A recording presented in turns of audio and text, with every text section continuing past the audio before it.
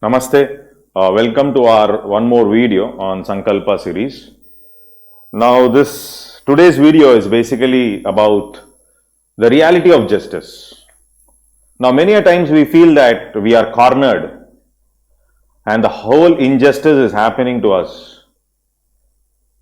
Now this is a problem which we have. Are we living in a forest where the bigger animal is going to eat the smaller ones? Is the forest dharma still prevails in the society which we are living? The answer is yes. Don't crib that justice is not being done to you. The system runs in a particular way, and many a times we get depressed. A simple example, one of my very close students was saying, "Sir, the PDS grain was not coming to us since last 4 to 5 months. Then I asked her, why don't you go and complain to a grievance redressal mechanism? In our town, we don't have a grievance redressal mechanism and the food grain is not coming even during Corona period. Then where to go? Whom to complain? What to do?" Now there is huge amount of injustice around us and we are cornered. Now we are cornered is something, remember, the same forest dharma applies here also. The powerful will eat the powerless. Then is that justice? Yes, absolutely. To be practical, yes, that is what is justice. Now if you see this hunter-gatherer society, the idea of justice was very simple. Now what is right and what is wrong? Even during that point of time also, the powerful was able to rule the powerless. But the system should not be in such a way that the powerful should always be eating away the powerless. And that is the reason we have come up with a society, there is a law, we have framed rules and regulations so that we always wanted to protect the weaker sections. But even till date, even now, whatever used to happen in the forest, the same thing happens today. This is the reality of justice. If you clearly observe, the powerful man was the leader. Now today, a country with power is that country with technological superiority. That country with defense power, the country which is the strongest will tell you what you have to do. So the idea has not changed. The mapping has changed. The perspective is the same.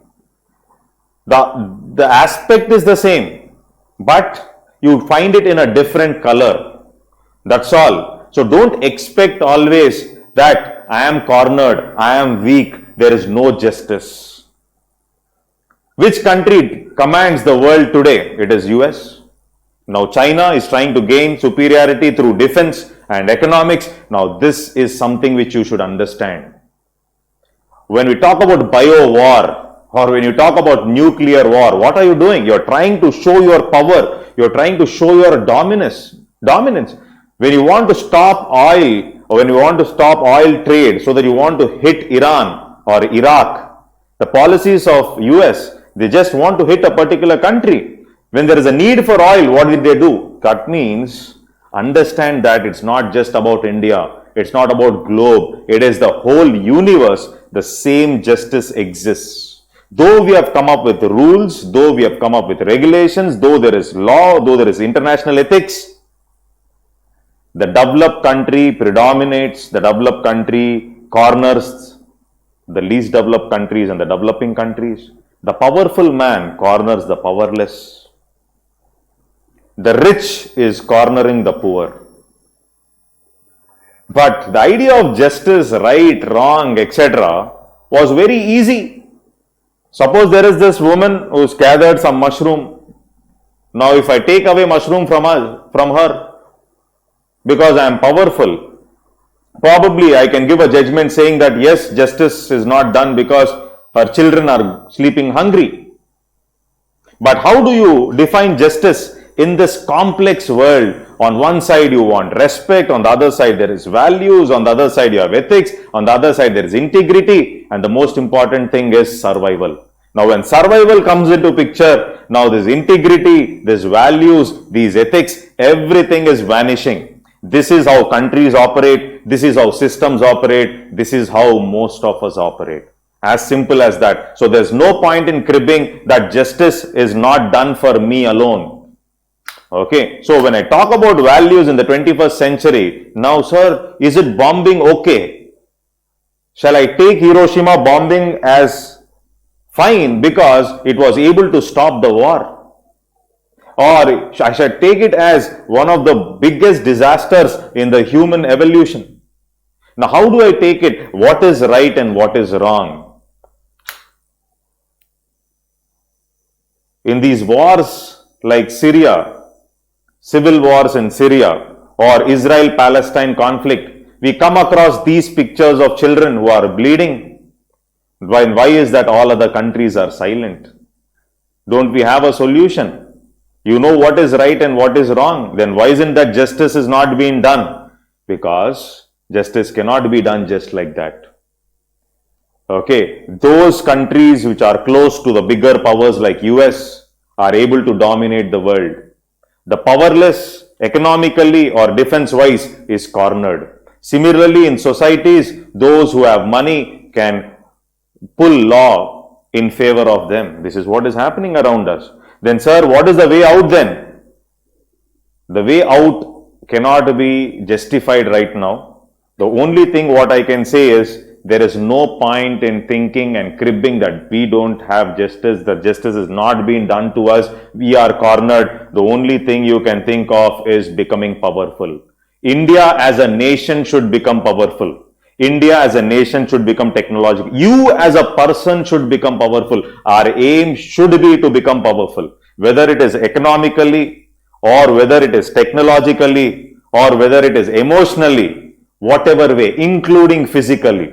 For a student's life or for children who are going to be tomorrow's drivers of India as a nation, if they are not emotionally, physically and mentally strong, there's no point of discussion of justice. It's a wild war going outside. Whatever we talk about peace, etc., is not there outside. Once you step out of your house, it is only war. From your childhood, you are taught about Vasudeva Kutumbakam as or non-cooperation. When we talk about our civil disobedience movement, we talk about non-cooperation movement, or we talk about non-violence or Vasudeva Kutumbakam. All these Sarvodaya concepts or Immanuel Kant's principles of ethics, are they really possible practically? Definitely not. You are fighting out a war outside. Though you have to be integrated and inculcate these values, you should be powerful and as strong as possible. So we need to be more practical. As Kautilya said, a king has to expand his kingdom to become more and more powerful, because a bigger kingdom is that kingdom which is going to be more stable. It is not a small kingdom that is going to be stable. If you are starting an organization, if you want to bring in stability with respect to your organization, it should be as big as possible. If other countries have to listen to you, you need to become powerful. When you speak truth also from positions of power, then only people will listen to you. Simple logic. As UPSC aspirant, though you speak out great things, or you have greatest of the values, there will be very few people who are listening to you. But once you yield power, once you are in positions of power, and then you speak the same values and implement same values, you have scope for implementing it. Of course, I'm not saying that if you are powerless, you should not be leading a life that filled with values. That's not my case. But if you want to change the world, if you want to bring in justice, you cannot be in a position of, you cannot speak from a position of weakness. You have to speak from position of power. That's all. You keep no cribbing. Now you need to become physically, mentally and strong, in fact, including your position. And if you speak from position of power, only then people will listen to you. This is the harsh reality. There is no point in discussing about justice denied or justice not being done or I am cornered. It is about how do you get that justice done for you or done for the lower sections or done for the country. That's all. Thank you.